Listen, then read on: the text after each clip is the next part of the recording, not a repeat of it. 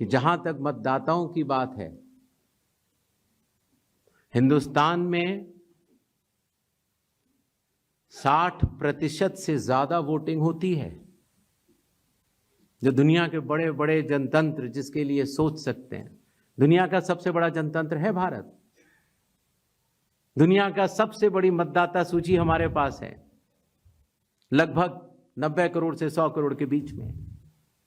सबसे बड़ी मतदाता सूची, सबसे बड़े चुनाव कर्मियों की फौज, सबसे ज्यादा मतदान करने वाले लोगों की संख्या, और इन सब के समक्ष, सारे मीडिया के समक्ष ये कहना कि अगर मतदाता सूची में आपका नाम एक बार और है तो आपने 2 बार मतदान किया होगा और कानूनी अपराध किया होगा, और मेरे सारे मतदाताओं को अपराधी बनाना और चुनाव आयोग शांत रहे, संभव नहीं। हलफनामा देना होगा या देश से माफी मांगनी होगी, तीसरा विकल्प नहीं है। कानून के अनुसार अगर समय रहते मतदाता सूचियों में त्रुटियां साझा न की जाएं, मतदाता द्वारा अपना प्रत्याशी चुनने के 45 डेज के भीतर माननीय उच्च न्यायालय में चुनाव याचिका दायर न की जाए और फिर वोट चोरी जैसे गलत शब्दों का इस्तेमाल करके जनता को गुमराह करने का असफल प्रयास किया जाए, तो यह भारत के संविधान का अपमान नहीं तो और क्या है। जहां तक कि मशीन रीडेबल मतदाता सूची का सवाल है, माननीय सुप्रीम कोर्ट 2019 में ही कह चुका है कि यह मतदाता की निजता का हनन हो सकता है। Voter privacy can be breached. हमने कुछ दिन पहले देखा कि कई मतदाताओं की फोटो उनकी अनुमति के बिना मीडिया के समक्ष रखी गई, उनके ऊपर आरोप लगाए गए, उनका इस्तेमाल किया गया। क्या अपनी माताओं, बहुओं, बेटियों सहित किसी भी मतदाता की सीसीटीवी वीडियो चुनाव आयोग को साझा करनी चाहिए क्या? मतदाता सूची में जिसका नाम होता है वही अपने प्रत्याशी को चयनित करने के लिए वोट डालता है। लोकसभा के चुनाव की प्रक्रिया में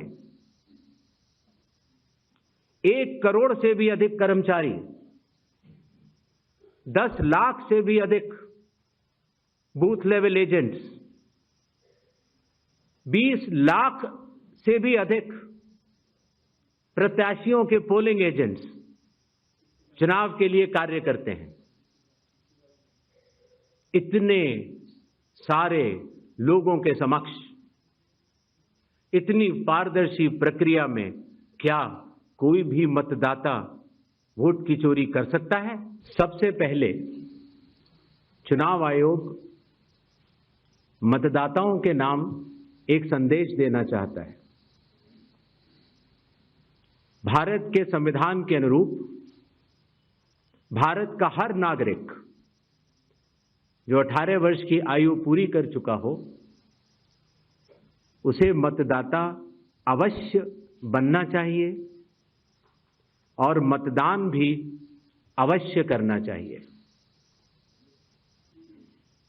आप सभी जानते हैं कि कानून के अनुरूप हर राजनीतिक दल का जन्म चुनाव आयोग में रजिस्ट्रेशन से ही होता है।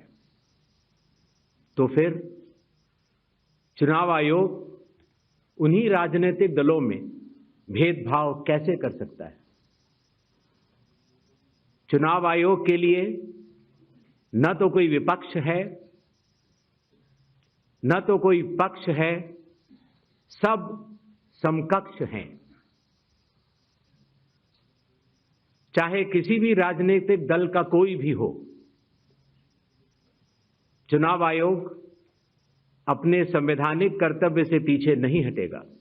कुछ मतदाताओं द्वारा दोहरे मतदान के आरोप लगाए गए, सबूत मांगने पर जवाब नहीं मिला। ऐसे मिथ्या आरोपों से न तो चुनाव आयोग डरता है और न ही कोई मतदाता। जब चुनाव आयोग के कंधे पर बंदूक रखकर भारत के मतदाताओं को निशाना बनाकर राजनीति की जा रही हो, तो आज चुनाव आयोग सबको स्पष्ट करना चाहता है कि चुनाव आयोग निडरता के साथ सभी गरीब, अमीर, बुजुर्ग, महिला, युवा सहित सभी वर्गों और सभी धर्मों के मतदाताओं के साथ बिना किसी भेदभाव के चट्टान की तरह खड़ा था, खड़ा है और खड़ा रहेगा।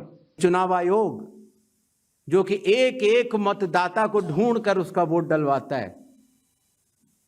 आपको पता है, अरुणाचल प्रदेश का एक गांव है मालेगांव, जहां सिर्फ एक मतदाता बहन के लिए पूरा चुनाव आयोग 2 दिन तक ट्रैकिंग करके जाता है और उनका वोट लेके आता है।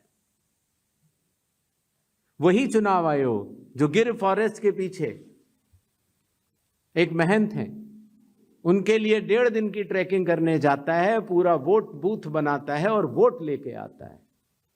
उस कर्मठता से, और आज से नहीं, 75 सालों से उस विरासत से, कर्मठता से कार्य करने वाले चुनाव आयोग के ऊपर अगर निराधार आरोप आप मतदाता सूची और मतदान को मिला के और जनता के सामने अगर ये कहें कि चोरी हो रही है, तो ये गलत बात है। जनता सब समझती है। किसी व्यक्ति के अगर 2 जगह वोट भी हो तो भी वो एक ही जगह वोट करने जाता है। 2 जगह वोट करना कानूनी अपराध है। और अगर कोई भी व्यक्ति ऐसा कहता है तो सबूत तो चाहिए। सबूत मांगा था, मिला नहीं।